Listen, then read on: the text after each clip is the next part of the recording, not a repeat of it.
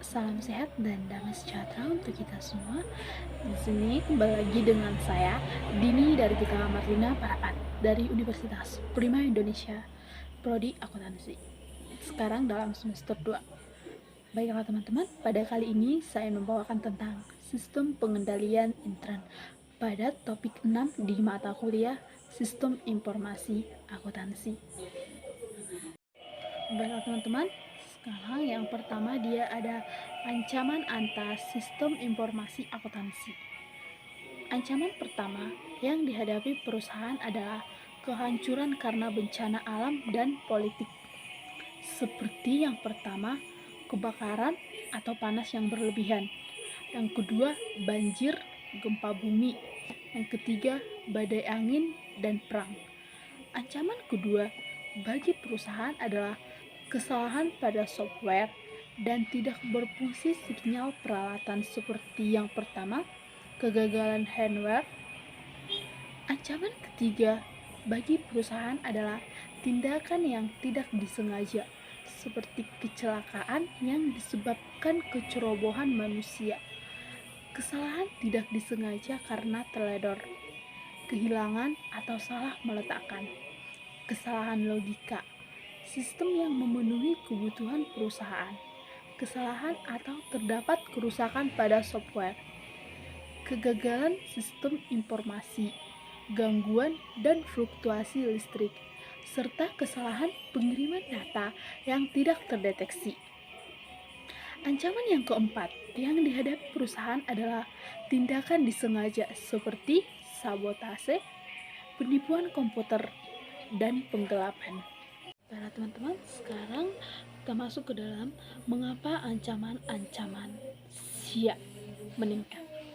Yang pertama, peningkatan jumlah sistem klien atau server memiliki arti bahwa informasi tersedia bagi para pekerja yang tidak baik.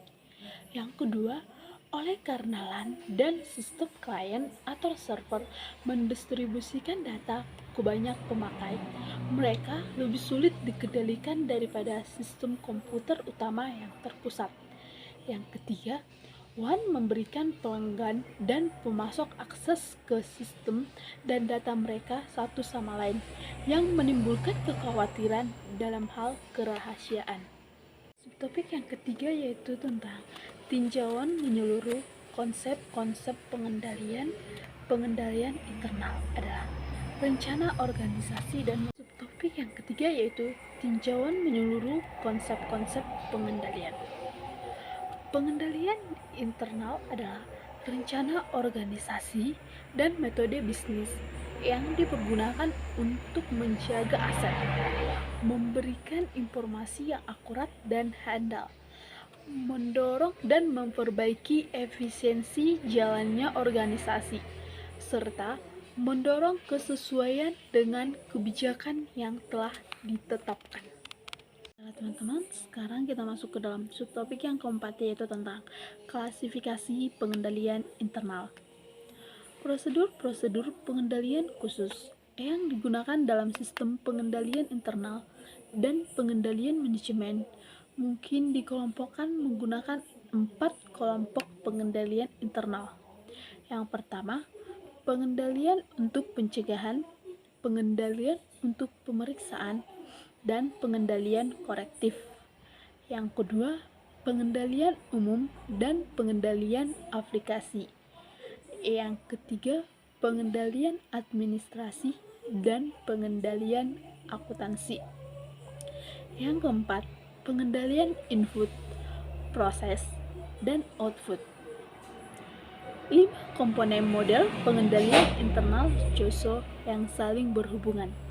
Yang pertama, lingkungan pengendalian. Yang kedua, aktivitas pengendalian. Yang ketiga, penilaian risiko. Yang keempat, informasi dan komunikasi. Yang kelima, pengawasan atau monitoring. Nah, teman-teman, sekarang kita bahas tentang lingkungan dan aktivitas pengendalian. Lingkungan pengendalian terdiri dari 7 faktor-faktor, yaitu yang pertama, komitmen atas integritas dan nilai-nilai etika.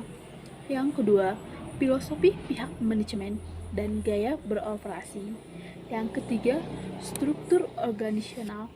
Yang keempat, badan audit dewan komisaris. Yang kelima, pengaruh-pengaruh eksternal. Yang keenam, kebijakan dan praktik-praktik dalam sumber daya manusia.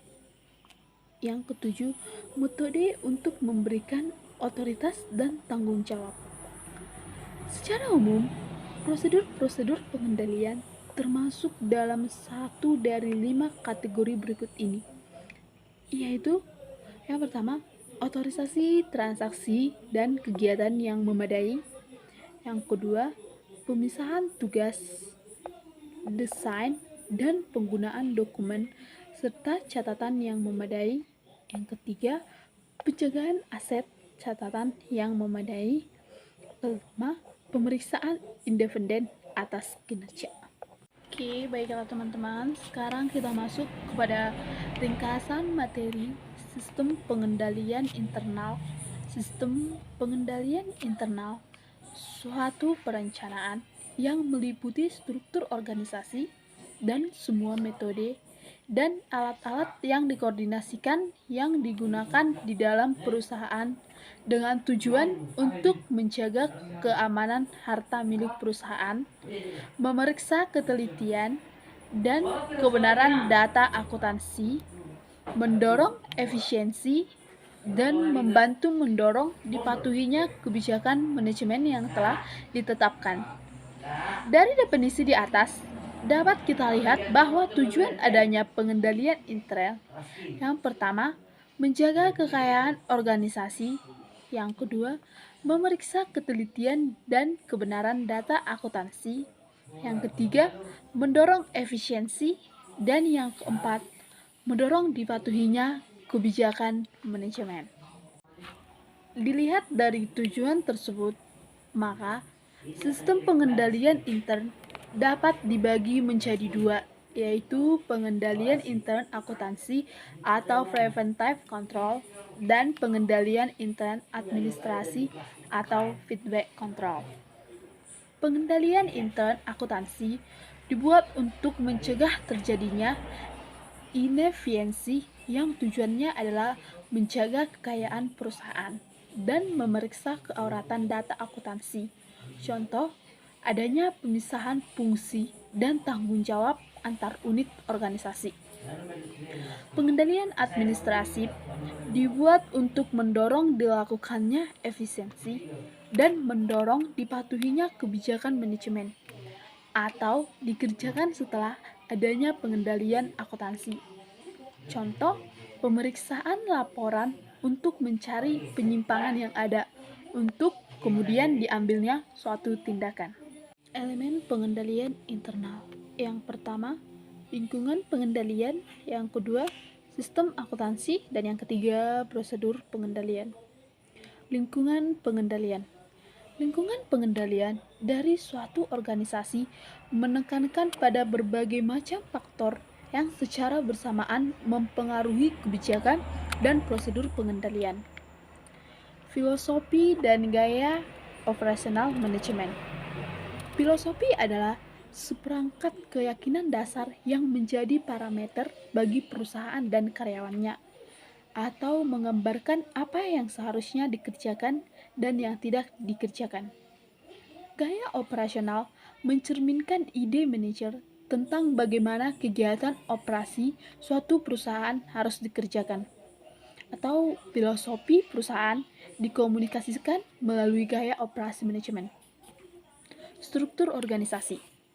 Salah satu elemen kunci dalam lingkungan pengendalian adalah struktur organisasi. Struktur organisasi menunjukkan pola wewenang dan tanggung jawab yang ada dalam suatu perusahaan, atau desentralisasi maupun sentralisasi. Dewan Komisaris dan Audit Komite.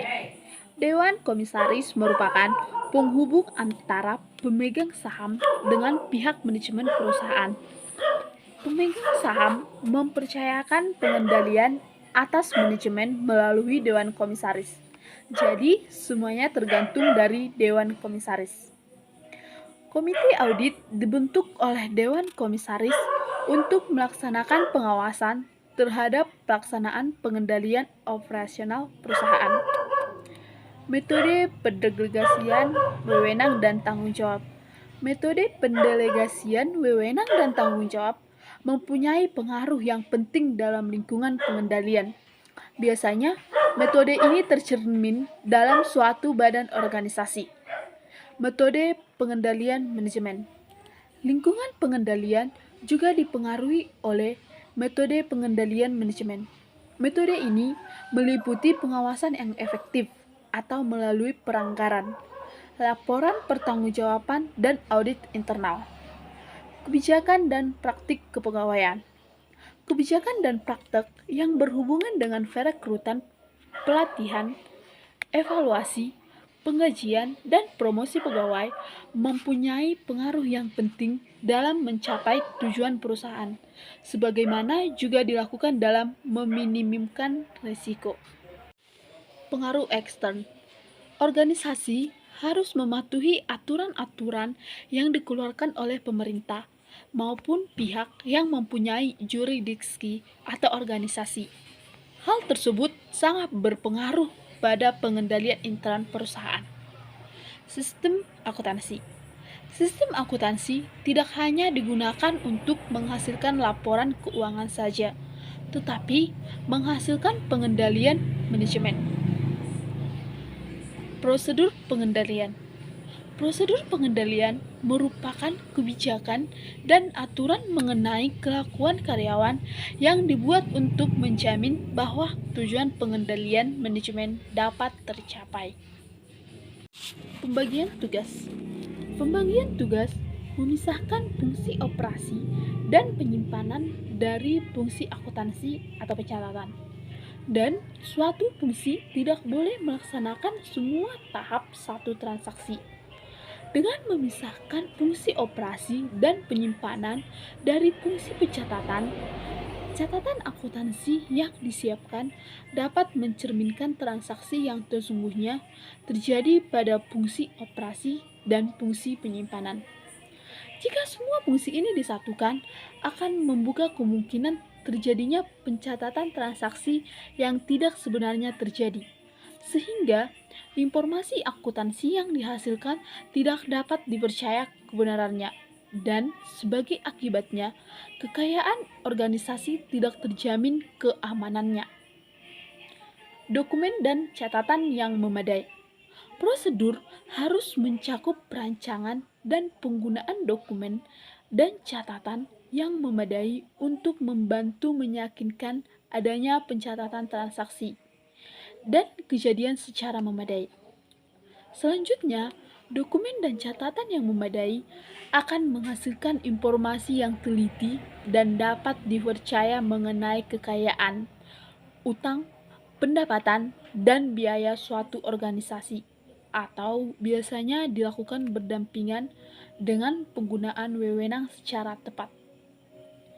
Keamanan yang memadai terhadap aset dan catatan. Keamanan yang memadai meliputi pembatasan akses ke tempat penyimpanan aset dan catatan perusahaan untuk menghindari terjadinya pencurian aset dan data informasi perusahaan. Baiklah teman-teman, sekarang kita ke pengecekan independen terhadap kinerja. Semua catatan mengenai aktiva yang ada harus dibandingkan atau dicek secara periodik dengan aktiva yang ada secara fisik. Pengecekan ini harus dilakukan oleh suatu unit organisasi yang independen, atau selain unit fungsi penyimpanan, unit fungsi operasi, dan unit fungsi pencatatan, untuk menjaga objektivitas pemeriksaan. Pengendalian internal pada lingkungan pemrosesan data elektronik. Yang pertama, dia ada sistem pengendalian intern dalam perusahaan yang menggunakan manual sistem dalam akuntansinya lebih menitik beratkan pada orang yang melaksanakan sistem tersebut atau people oriented. Yang kedua, jika komputer yang digunakan sebagai alat bantu pengolahan data, akan terjadi pergeseran dari sistem yang berorientasi pada orang ke sistem yang berorientasi pada komputer atau computer oriented. Yang ketiga, pengendalian intern akuntansi dalam lingkungan pemrosesan data elektronik dibagi menjadi pengendalian umum dan pengendalian aplikasi. Teman-teman, sekarang kita masuk ke pengendalian umum. Pengendalian umum merupakan standar dan panduan yang digunakan oleh karyawan untuk melakukan fungsinya. Unsur pengendalian umum ini meliputi organisasi, prosedur dan standar untuk perubahan program, pengembangan sistem, dan pengoperasian fasilitas pengolahan data. Organisasi. Dalam manual sistem, pengendalian dilaksanakan dengan memisahkan fungsi-fungsi pokok atau operasi, penyimpanan, dan akuntansi. Suatu transaksi akan dilaksanakan oleh fungsi operasi jika ada otorisasi dari yang berwenang. Hasil transaksi akan disimpan oleh fungsi penyimpanan dan transaksi yang terjadi akan dicatat oleh fungsi akuntansi. Dalam sistem akuntansi, komputer fungsi pokok tersebut seringkali digabung dalam wujud komputer, sehingga penggabungan ketiga fungsi ini memerlukan metode pengendalian yang khusus. Contohnya, dalam sistem manual persediaan barang, pemisahan dilakukan dalam fungsi operasi atau pembelian dan fungsi penyimpanan atau gudang dengan fungsi akuntansi atau pencatatan persediaan. Sehingga pada akhir periode dapat dilakukan pengecekan silang antar fungsi untuk mengetahui jumlah sisa persediaan. Dalam sistem komputer, program komputer dirancang untuk membuat keputusan kapan persediaan harus dipesan dan sekaligus dapat menerbitkan dokumen pesanan pembelian. Jika barang sudah diterima, maka komputer melakukan pencatatan terhadap barang yang diterima dan membuat dokumen laporan penerimaan barang. Untuk menciptakan sistem pengendalian intern dalam lingkungan VDE, maka memerlukan diadakan pemisahan fungsi-fungsi. Yang pertama, fungsi perancangan sistem dan program penyusunan. B. Fungsi operasi fasilitas pengolahan data. C. Fungsi penyimpanan program dan kepustakaan. Pemisahan tersebut dilakukan dengan tujuan yang pertama, pemisahan ini akan menciptakan cross-check terhadap ketelitian dan kewajaran terhadap perubahan yang dimasukkan ke dalam sistem. Yang kedua, untuk mencegah seseorang yang tidak berhak untuk mengakses komputer. Yang ketiga, untuk mendorong efisiensi karena adanya spesialisasi. Oke, baiklah teman-teman, sekarang kita lanjut tentang pengendalian terhadap sistem dan program. Pengendalian umum yang bersangkutan terhadap sistem dan program meliputi A. Prosedur penelaahan dan pengesahan sistem baru. B. Prosedur pengujian program. C. Prosedur perubahan program. D. Dokumentasi. Pengendalian terhadap fasilitas pengolahan data. Fasilitas pengolahan data meliputi 4 bidang utama. Yang pertama, operasi konversi data. Yang kedua, operasi komputer. Yang ketiga, perpustakaan. Dan yang keempat, fungsi pengendalian.